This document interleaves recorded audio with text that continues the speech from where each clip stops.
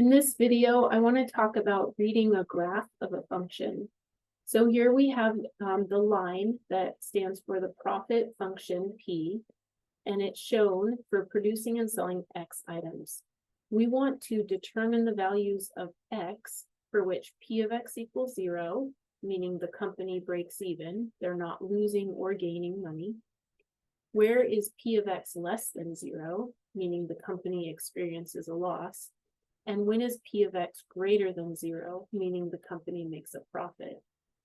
So when we talk about a function equaling 0, we're talking about where is the y value equal to 0.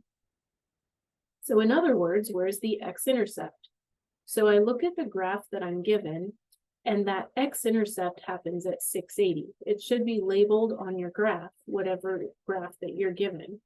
So I'm going to go ahead and use these set brackets, they call them braces, and I'm going to put that value of 680 in there. For part B, when is P of X less than 0? P of X is like the y value. So in other words, when is the graph below the x-axis? When is y negative? And so I'm going to look at that part of the graph, and I want to figure out what x values that happens for. So I can see that starting when x is 0, the graph is below the x-axis.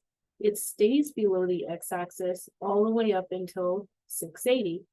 And so the 0, that part of the graph is included. The 680 is where P of X equals 0. So that would not be included in strictly less than 0. So I'm going to select the interval notation with a bracket on the left, because that 0 is included, the x value of 0, and then the x value of 680 is not included, so I use the parenthesis. So that's the interval where the graph is below the x-axis. Part C says, when is P of X greater than 0? So in other words, when is P of X above the x-axis? So it starts at 680, but doesn't actually include the 680, because that's where P of X equals 0.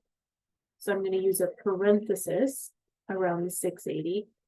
This graph has an arrow on the end, meaning it goes on infinitely. So my right hand, my highest x value is going to be infinity. So for part C, I want to go ahead and select the option with two parentheses. And I'm going to do 680 as my lowest value. My highest value is infinity.